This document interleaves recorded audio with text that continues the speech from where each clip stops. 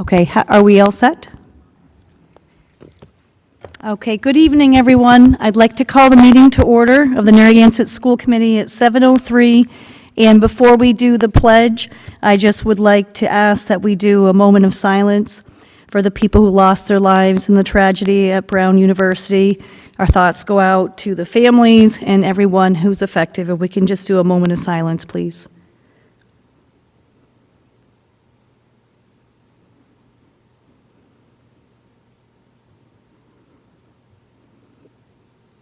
Thank you very much. At this time, could we all stand for the Pledge of Allegiance? I pledge allegiance to the flag of the United States of America and to the republic for which it stands, one nation, under God, indivisible, with liberty and justice for all.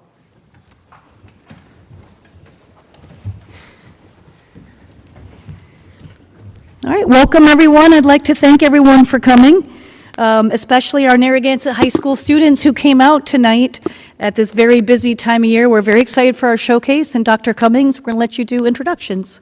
Great. So I invite everyone to come on up to the podium. So let me introduce Ms. Katie Jones and our Model UN group.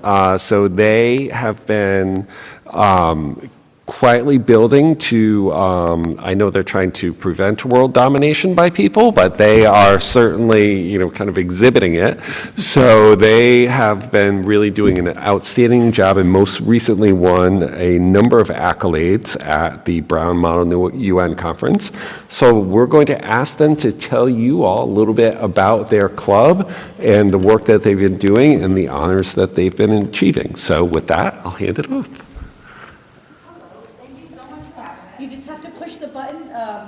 Because a lot of people watch on TV, so... Oh, is it working now? Yes. Okay. Thank you. Hello, I'm Katie Jones, and I teach social studies, and also I'm the Model UN advisor.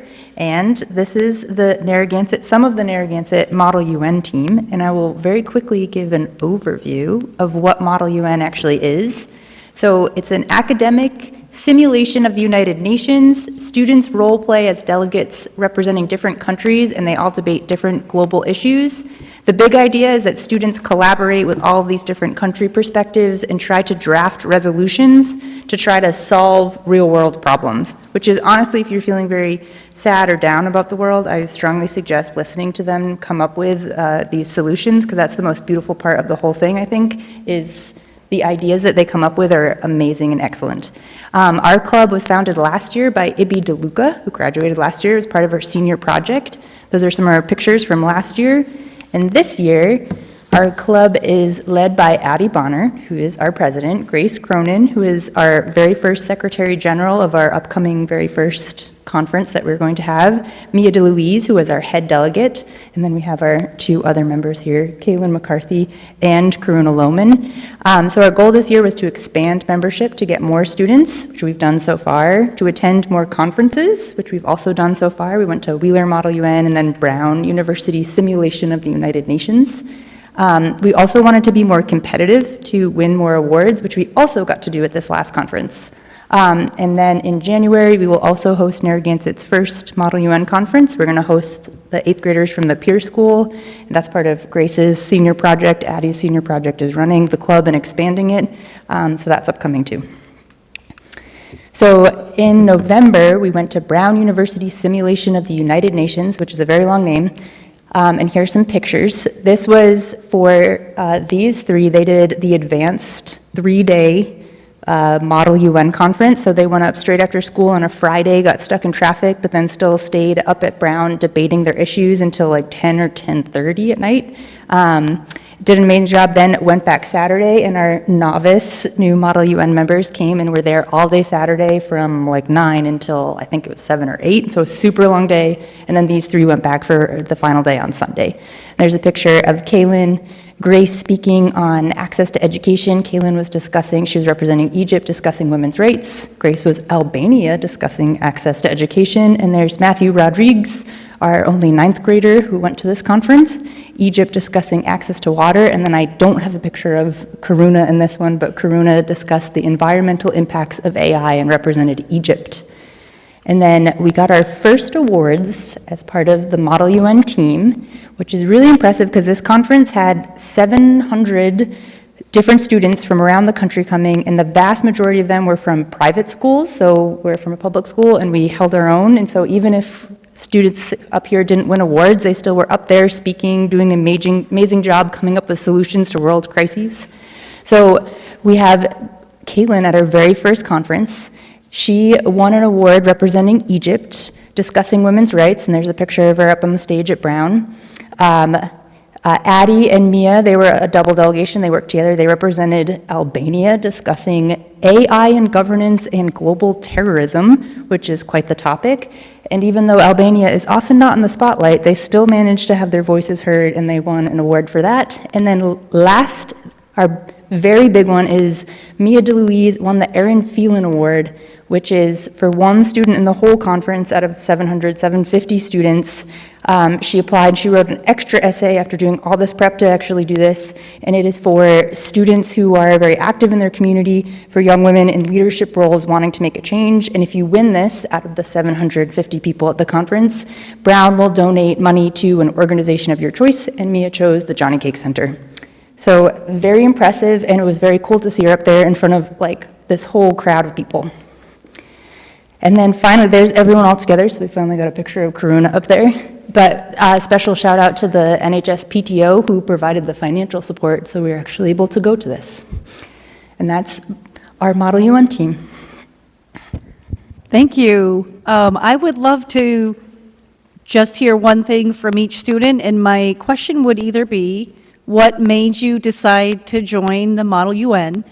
Or what are you looking forward to this year, whether it's the peer school visit or the other conference, or if you're a senior, what are you doing? Any idea what your plans are for next year? So I'd love to just hear, if you could say what year you are at the high school too, and then any of those things that I threw out, just what made you join, or what are you looking forward to this year, or, you know. So I'm Addison. I'm a senior at Narragansett. I really joined because my best friend was Ibby DeLuca, so I was kind of coerced into there, and then found to very much like it.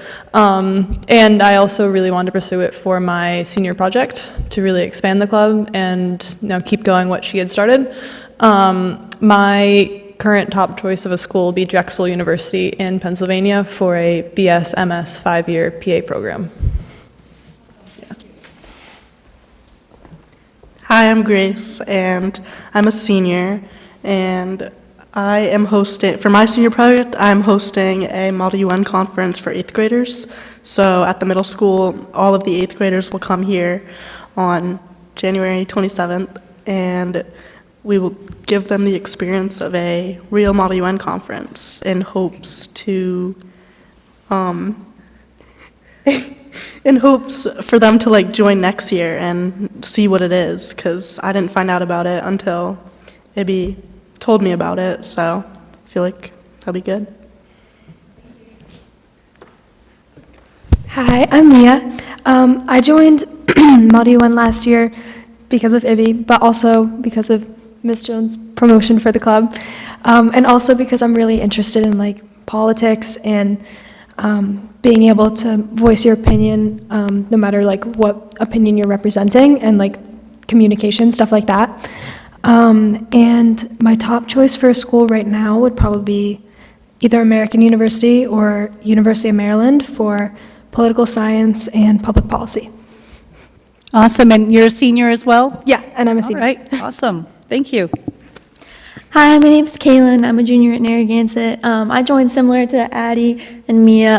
I had friends already in the club, and I thought it'd be fun. But I'm also just really interested in politics. I thought it was a really great way to learn how to like exercise my political rights and see like what can I actually do as a citizen in my nation, and also see like what can I do with other nations, and how does the UN actually work. So it was a really cool way to answer all those questions. And I haven't thought about a specific college yet, but I'm interested in political science and a Juris Doctor program. I'm Karuna, I'm also a senior, and I'm definitely very interested in international relations and stuff like that, but I'm actually going to go to Johns Hopkins to study like medicine probably, and also run there. That is excellent, and we would love to hopefully see some of you in the future as a school committee member, town council member, state representative, Congress, et cetera, so that's awesome. Do any other school committee members have any comments or questions? So proud of you guys. This is so impressive. And that at this age, you can voice yourself in the world. It is so important to have this representation. And I know a lot of you from earlier in the elementary school, but this is just so impressive. Thank you. I'm blown away by this. I didn't realize it was a club. I knew we had some representatives go in prior years, but is this the first year that it's actually a Model UN club? So that started last year with Ibby DeLuca. So we didn't have anything prior to those between this year and last year. And congratulations on all the awards. Thank Did you. great. Yeah, I think I just want to echo that. Congratulations, first year there, I guess it sounds like, and you did a great job. So thank you. Thank you. Before they go, are we going to do a picture, Lauren?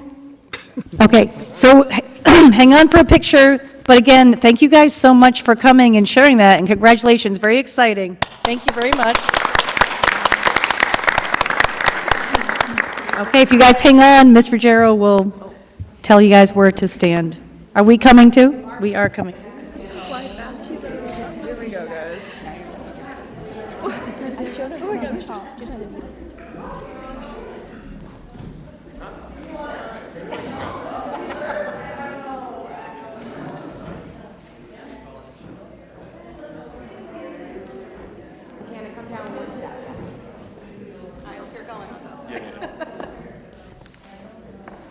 You guys are pros at this point. Perfect.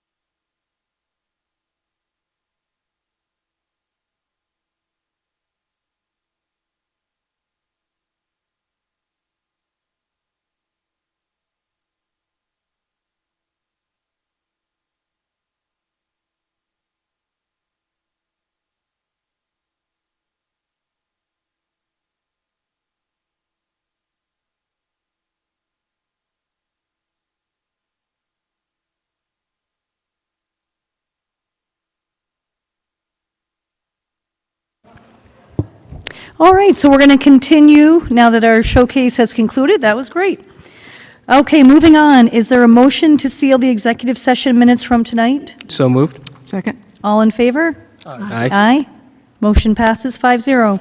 And we did take one vote in executive session. We approved one homeschooling request 5-0. It's now time for open forum. Is there anyone that would like to speak? Okay. All right, we are moving on to oral reports, and we will start with the student liaison report. Good evening. December has been an enjoyable month at NHS. Winter sports are just getting started, and I look forward to keeping you updated on the happenings in Mariner Athletics this winter. The NHS chorus and band put on a wonderful winter concert at the high school auditorium this past Wednesday, performing a variety of festive pieces. Additionally, our theater program's cast and crew of You're a Good Man, Charlie Brown was nominated for 24 Ocean State Star Awards, including Outstanding Musical. At the beginning of the month, about 40 students enrolled in foreign language and arts courses attended the annual New York City field trip. On the trip, we saw sites such as the St. Patrick's Cathedral and the Rockefeller Center Christmas tree, as well as exploring the Metropolitan Museum. Students and faculty are looking forward to Festive Friday at the end of this week. This has been a tradition organized by Peer-to-Peer Mental Health Awareness Club over the past few years on the last day of school before holiday break. On Festive Friday, classes are shortened and the day ends with a few hours of teacher-sponsored activities, including games, Christmas cookie decorating, Christmas movies, and festive crafts. This day is a perfect way to kick off the holiday vacation. Awesome. Hannah, did you go on the trip as well? The New York City trip? I did. It was so much fun. All right, cool. What was your favorite part of the trip, do you think? Definitely Rockefeller Center with the tree. It was gorgeous. Nice. All right, well, sounds like a pretty busy, fun month again, so that's awesome. Any questions for Hannah? All right, well, thank you. On to school committee reports. I'm happy to give an update just about our meeting with the town council. So this past Monday night, we had our annual joint meeting between the full school committee and the full town council ahead of the 26-27 budget season. And, you know, very preliminary, very early in the season because the principals are just starting to develop their budgets, but, you know, just appreciate the positive conversation and open communication with the town council members. You know, very positive meeting, and then, as always, you know, we want the town council to reach out to Dr. Cummings, to any of us, to the town manager, just kind of keep those lines of communication open throughout budget season, but a nice, very positive way to kick off the official budget season. And do any other school committee members have an update to give? Diane? Just a brief one on December 2nd, the Knights of the Rockingham Arch Committee met, and we chose the recipients for this upcoming year, and they will be announced in January. All right. Anyone else have a committee report to give? Okay. All right, very good, thank you. Moving on to the superintendent's report. Dr. Cummings? Great, thanks, Tammy. So I thought I would take a minute. You know, the unfortunate events at Brown, we had a moment of silence for, you know, are horrible. And when those things happen, I think, you know, can cause concern within our own community for the security of our own schools. So I wanted to take a minute and just give an outline again of some of the measures that we do have in place. It's, first of all, our safety and security is the most important thing that we do. And we work very closely with the Narragansett Police Department as well as other agencies to make sure that our schools are as safe as we can possibly make them. We are fortunate in Narragansett to have a school resource officer in every building. There are no other districts that I know of that have an SRO in each one of their schools. And that is something that is an incredible service to our students and to our community to make sure that we have that SRO there to help make sure that students and faculty and the school buildings are safe. Along with that, you know, this week, but whenever we need them, the Narragansett Police Department devotes resources to the schools whenever we ask, and even sometimes before we ask, to make sure that everyone is safe. So those who are going in and out of the schools this week have seen extra officers there, just with the heightened alerts going on across the state. And that is something that happens whenever we need them. And so, you know, just as a reminder, there's a less than 2-minute response time for any officer to get to any school in Narragansett. And we have lots of systems in place that I'm not going to really talk about all of them publicly to make sure that the police get there quickly should we need them. We've also upgraded our physical security over the years. You know, we have bullet-resistant glass and films on windows. We have entranceways that are hardened. We have surveillance and video cameras throughout, you know, inside and outside of our buildings. And so we have lots of things in place, buzz-ins, swipe cards, locked doors, kind of all of those things that are in place to make sure that, you know, our schools are as safe as possible. We do trainings with students and with staff through the ALICE program to make sure people know what to do. Should there ever be a need, let's hope there never is a need, you know, to apply that training. You know, students and faculty are trained in that all on a regular basis. We have school psychologists in every building, that are addressing mental health needs. And we also use the comprehensive school assessment protocol to really make sure that if something happens, we're assessing mental health needs of students or others that may need it to make sure that we address problems before they escalate. With all of that, we do know the best way to keep our schools secure is with positive relationships. The see something, say something is just so critical, right? And so we encourage our students, and they are really great about this. We encourage families who are also really great about this, that if something worrisome happens, if they hear something, if they have something that provokes a thought that might be something is just out of place or unusual or suspicious, we encourage them to get in touch with us. And people do on a regular basis. So again, all of these events that have happened over the years are tragic. I think we feel it all the more intensely because it's in our community. And we do everything we can to make sure that we continue to keep everyone as safe as possible. It takes everyone, right? And so, again, we have lots of physical measures in place. We have lots of systems in place. Sharing information, letting people know if there's something worrisome that happens is really the most important thing we can do so that we can act before something tragic happens. Thank you. Do any school committee members have any questions? Okay. Well, thank you for that update, and thank you for the... I appreciate everything you guys do, though. And thank you for the communication that you sent out to families this week as well. Okay, and that concludes your report? Yes. Okay. All right, so let's move on to consent agenda. Is there a motion to accept the recommendation of the superintendent to approve consent agenda items CA1B, CA2A, CA2B, and CA2C? So moved. Second. Any discussion on any items? Okay. All those in favor? Aye. Aye. Any opposed? Motion passes 5-0. Pete, tonight for the budget report, are you willing to give that? Yes, Okay, thank you. So, to date, we have expended and encumbered 84.21% of our budgeted resources. And so that is $31,239,397.73, which means that 15.79% of the budget is left unexpended and unencumbered. So as Dr. White used to say, we will try to squirrel some of that away and make sure that we are applying our resources thoughtfully in the future. Thanks, Pete. Any questions for Pete?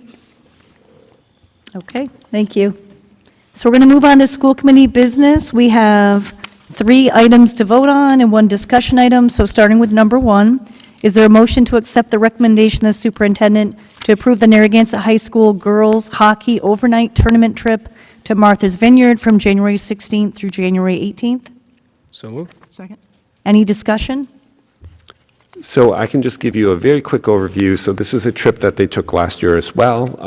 Remember, South County Storm is a co-op amongst several districts. This is a tournament with lots of high-level play. There is lots of supervision and all sorts of, they've been fundraising for this for quite a while. Lots of supervision in place, lots of the parents go. I would highly suggest approving this trip. I think it's a great opportunity for the team and the athletes. And then did they go last year as well? They did. Okay, I couldn't remember that. All right, well, very detailed information, a lot of planning that went into it. Does anyone have any questions before we take a vote? Diane? I have, I know it's a cooperative between 2 or 3 schools. Do you know how many of the members of the team are Narragansett? That is a great question. Connor, do you know off the top of your head? I know it's more than 5. Yes. 5 seniors. Yes. Yeah. The team is huge, which is good. Yes, it's great. They're very talented. Yep. All right. Any other questions before we take a vote? Right. All those in favor? Aye. Aye. Any opposed? Motion passes 5-0. Item number 2, is there a motion to accept the recommendation of the superintendent to approve the contract for the operations coordinator for the Narragansett school system effective December 11th through June 30th, December 11th, 2025 through June 30th, 2028? So moved. Second? Any discussion? All those in favor? Aye. Aye. Aye. Any opposed? Motion passes 5-0. Item number 3, is there a motion to accept the recommendation of the superintendent to approve the updated 2026 to 2027 program of studies for Narragansett High School? So moved. Second? Okay, discussion. Thank you for coming tonight. All right. Any highlights and overview you'd like to share?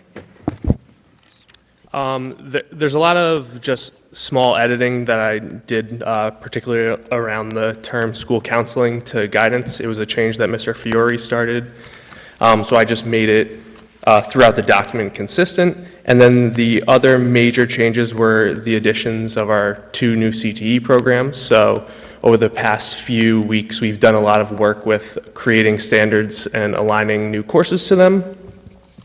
And then finally, there was another few changes around courses and access to grade level changes. So for instance, psychology of learning, we made a 9th grade course in our CTE program because the first few units of that are all about metacognition and like learning how you learn. So we thought that could be really useful to freshmen when they're entering the high school. Sorry, just as a reminder to the committee, the class of 2028 has updated graduation requirements from the state, right? So some of the adjustments that you see are accounting for those new graduation requirements for that cohort that is coming through.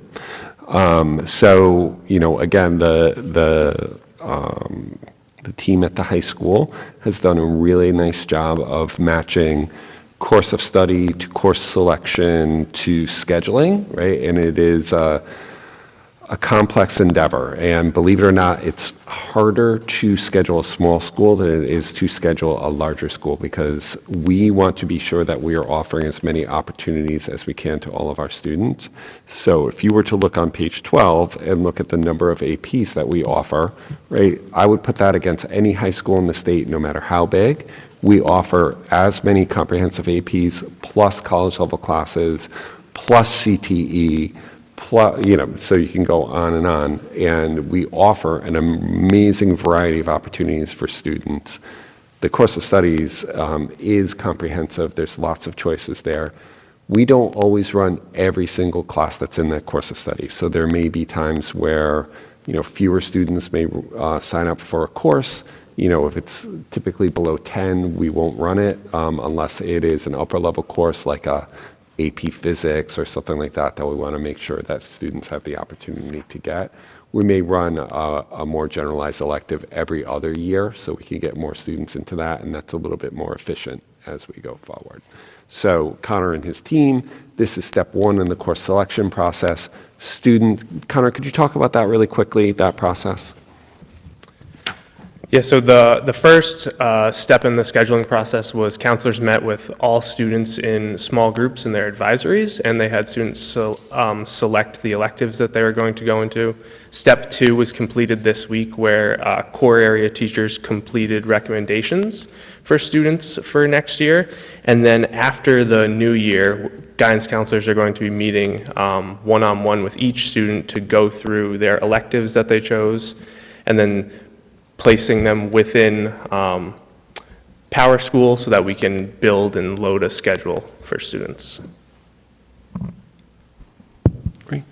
So in here also are our new CTEs, right? So you'll see those courses continuing to develop. So we're very excited about our Marine Professions courses, right? And so those are in. And just as a quick update, we've been planning that and meeting with some of our partners.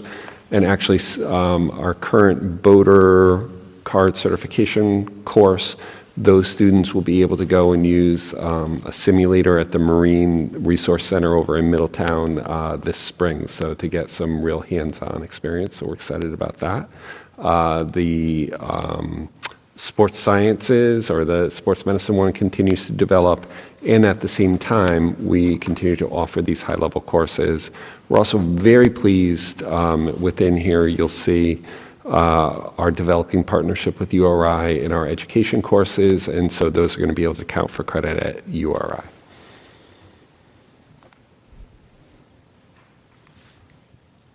Well, we know this was a tremendous amount of work to have this draft for us here for December, so we really appreciate that. I really appreciate the kind of the Cliff Notes sheet that you gave us that listed all the pages and all the revisions, so we could kind of refer to that. That's super helpful instead of us having to kind of flip through and look through strike-throughs and stuff. So thank you for summarizing that. And I think the program of studies has come a long way with a lot of revisions that you worked on as assistant principal and then now as principal. And it is very exciting to keep adding the CT programs, so love that. So for me, I don't have any questions or comments except for thank you to you and your team for all of your hard work, because this is a tremendous amount of work that you had to do already for next year, which always is kind of crazy, that all the pre-planning that has to happen for FY27. So, any questions or comments from the school committee about the program of studies? Diane? Yeah, I always look forward to reading through the program of studies because I'm just amazed every year at the breadth and the depth of the courses that we are able to offer, and also all the pathways that have been worked out for the different programs, academic and CTE. I did have just a few suggestions content-wise and just a few format questions that I'll pass along to the superintendent for your consideration. I did have one specific question, though. I noticed that the Introduction to Engineering and Technology course has been deleted, and I know that was a concurrent enrollment course with CCRI. Do we have other concurrent enrollment courses, or was that the only one? We do have other courses. Specifically with CCRI, we have a soil science one, but we also have a college writing course through our English department. We're looking to have a new one through our educator prep. We have 2 through URI, so there's many of them. That course specifically, the teacher who had originally taught it doesn't work in Narragansett anymore, and that course hadn't run in almost 10 years. And I also just want to say not only the depth and breadth of the courses offered, but the wide range of student services that are provided to the high school students. I think it's just excellent. Thank you. I think I've said before, I'm a big fan of the CT programs, and I like that there's a wide variety. There's, everyone has an opportunity to kind of find their path. So I appreciate that all that takes to put that together. Thanks. I did notice something new on the requirements, and I just want, maybe you can educate me a little bit on the work-based learning. Mm-hmm. So work-based learning, it was originally just for CTE programs, but the state has made it part of the regular graduation requirements. It's also something that they became more flexible with their definition of. So a lot of the work-based learning that we have available is done in the school day. So like, for instance, students in the ag department sell eggs on Fresh Egg Fridays. Any work they do at the plant sales, those are all work-based learning opportunities. In sports medicine, all the field trips that they go on that are specifically around their CTE program. So they went to URI to a conference, that would count as work-based learning. So there's a lot of opportunities for work-based learning. Every single student of ours has the opportunity to get all 80 hours done during the school day. Okay, thanks for that. Yeah. Great. I just want to reiterate what everybody's saying, and the CTE program is phenomenally growing, but I also want to thank you for keeping the amount of AP programs going to. That breadth is also very fulfilling for the students. So having that diversity and differentiating is excellent. I appreciate that. Thank you. Yeah, your support is greatly appreciated. Our schedule allows students to take a lot of different opportunities, and so we want to give them as many as possible that they can participate in. Thank you. I did have just one other quick question. I noticed the counseling department has that new name, counseling instead of guidance. What was the motivation behind that? So new research and stuff has shifted from guidance counselors to school counselors because it matches the newer job description where a guidance counselor was something that was more just picking your classes and guiding you through the school day, where our counselors do so much more work than that. They counsel with social emotional needs, with academic needs, with post-secondary needs, that school counseling is considered a more accurate name. Thank you. Yeah, no problem. Any other questions from the school committee or comments? Okay, so we have a motion on the floor to take a vote to approve the program of studies. All those in favor? Aye. Aye. Aye. Any opposed? Motion passes 5-0. Thank you very much. Thank you. Yes, thank you. And our last item for tonight is not a voting item, it's a discussion, and that is on next year's school calendar, 2026 to 2027. And we wanted to talk about this for a few months because we may have to make some changes where next year's calendar is going to look pretty different. And one of the main drivers is how late Labor Day is. So this coming September, Labor Day is not until September 7th. So Monday, September 7th. And then next year is a local election year, so we're going to have to be closed for primary day and for election day. So with that, I'm going to turn it over to Pete, because Pete has a couple drafts, and just a reminder, we're not voting tonight, but a good opportunity to kind of hear options as we move forward, so.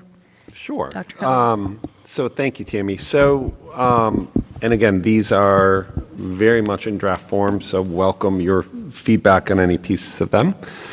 There's really two choices that you all have. Start, as Tammy just said, start before Labor Day, start after Labor Day. If we were to start before Labor Day, students would not arrive until September 1st. That would be a couple of days before Labor Day, obviously.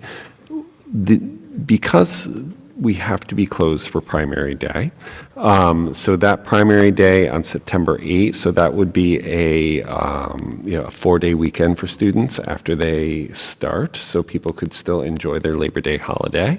And then in that case, we would do a half day on the 23rd of December.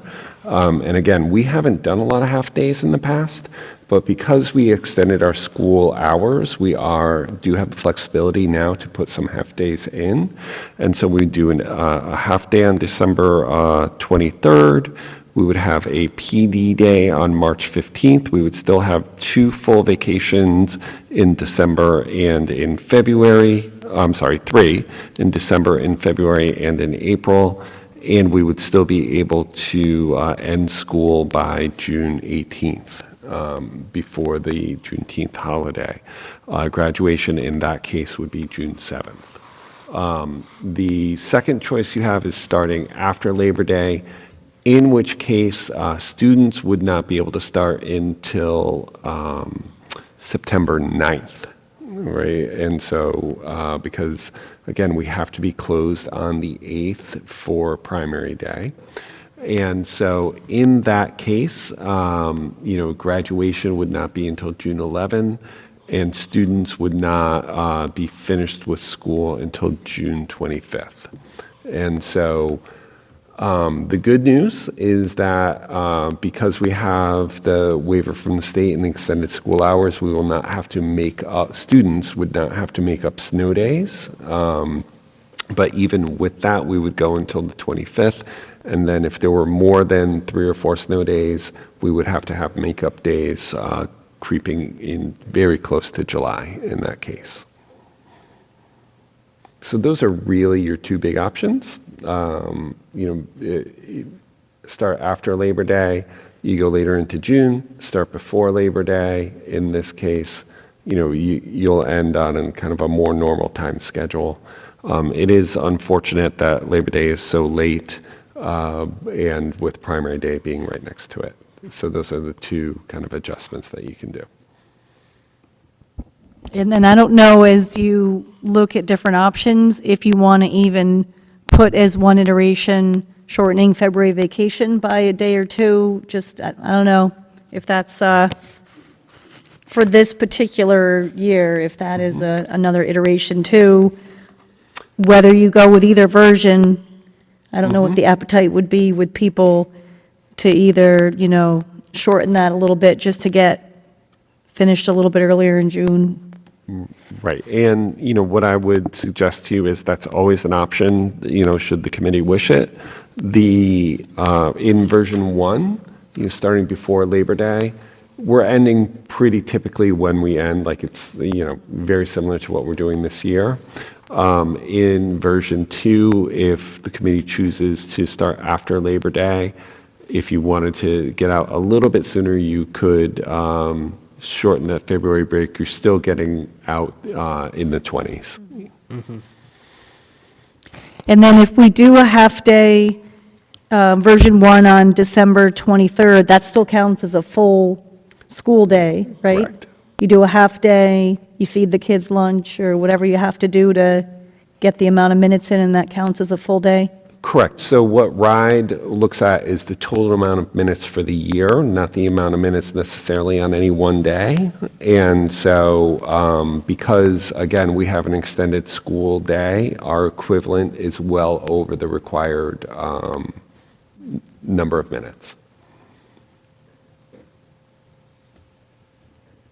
So one of the things when Justin and I set the agenda with you was I wonder about going back to a survey for this year. So I'd love to hear from the rest of the committee. So normally when we're not making very big changes to the calendar, we kind of make decisions based on, well, this calendar is similar to the year before. We didn't hear a lot of feedback or concerns or complaints, so we kind of trend in the same way. But either one of these is it's a big shift. It's just Labor Day this year fell very early, and Labor Day next year falls very late. So what do the rest of you think about us asking Pete to put together a survey that could go to parents, could go to staff? If it's appropriate, you can pick an age group. I don't know, through advisory, if middle and high school kids could have the option to fill it out or whatever you think. So what do you all think about this particular year, having Pete do a survey? I think since it's so late, it might be, because it does affect into like the summertime, like into early August. Yeah, for sure. This is a complicated one because it's like almost a perfect storm between everything happening. So, yeah, in the past, we have seen people be appreciative of the survey, at least even if it didn't go exactly as they wanted. They liked the option to give their input. Although we've seen a couple of these go 50-50, so we end up still trying to not having a general direction. And I think, Justin's right. Even if we do a survey and it's like, wow, it comes up, 50%, like people are really split. At least you tried to ask people and get their input from a wider group of stakeholders.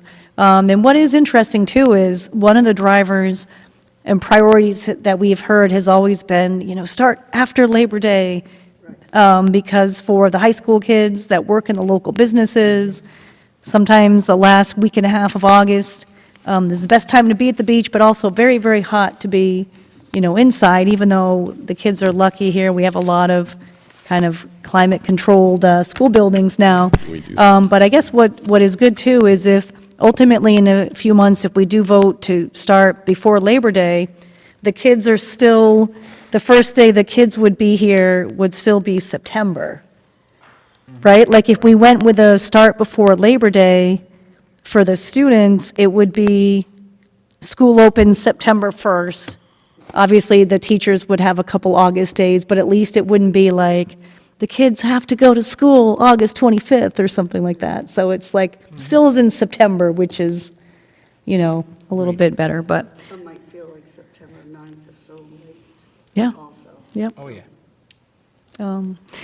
So Diane and Dave, are you guys good with the survey? Yeah, I'm not opposed to a survey at all. More data, the better. Okay. So Pete, if you draft a survey, can you just send it out to us so we can take a look at it before it goes out? Sure thing, we're happy to do that. And then, Pete, are you thinking, for sure the parents, it'd be great to have staff have an opportunity. Do you think for students, like appropriate for middle or high school to be able to, I do. especially if it's a simple Google form or something, to have an option in an advisory or whatever Yeah, block? I think we want student input. Yeah, absolutely. And Most affected. Hannah, can you talk with your principal too about, because besides, whatever the Google form survey, it'd be interesting for the two of you to try to figure out how you want to get some input. And I, task that to you and Hannah to figure out whether you already have an existing little focus group or something, but it'd be nice for Hannah to be able to report out, we'll probably vote on this in February. I don't think we're going to vote in January. So we'll have the January school committee meeting and we'll have the February school committee meeting. So before the February school committee meeting, if you work with your principal about, here's how I got, instead of just asking like 3 of your friends at lunch, we want to, whatever that format too. Yes. We have a principals council meeting once monthly, I believe. That would be a great thing to talk about then. All right. Any other questions or comments about the calendar discussion? Diane? I just have one quick question. In version 1, all the professional development is done prior to the start of school. And in version 2, where we start after Labor Day, the staff professional development is moved over to March. Or it's just In version 1, where we start before Labor Day, there is a PD day, March 15th. Right, is that, Right. I guess my question, is that too late in the year to be helpful to the staff? No, that's actually an ideal time for us because it's a great way for us to review the efficacy of some of the work that we've been doing throughout the year and then start to look for that final push into that year and then planning forward for the following. Right. Any other questions or comments? Yeah, Peter, this may be way too early for this, and we tend to be one of the first school districts to kind of like solidify a calendar. Any idea what the other districts are doing? Because they're facing probably a similar, No, I don't know what anyone's doing yet, and we all try to Yeah, we go off of the RIDE calendar to some degree, and that has not been released yet. Cool. All right. I know our neighboring district is doing a survey right now, trying to get input from people. Oh, perfect. Yeah. We're all usually doing it together, so. Yeah. Yeah. I do stay in close touch with Jamestown and North Kingstown because we all share a lot of students. Okay. All right. Well, thank you. So we'll put that as a discussion item for the January meeting and then hopefully a voting in the February meeting. Okay. Before we wrap up, are there any communications that anyone wants to mention? Okay. So we are back here next year, January 21st, for our regular Wednesday, January school committee meeting at 7 o'clock. All right. Is there a motion to adjourn at 7:52? So moved. Second. All in favor? Aye. Aye. Have a good night, everyone. Happy holidays. Happy New Year.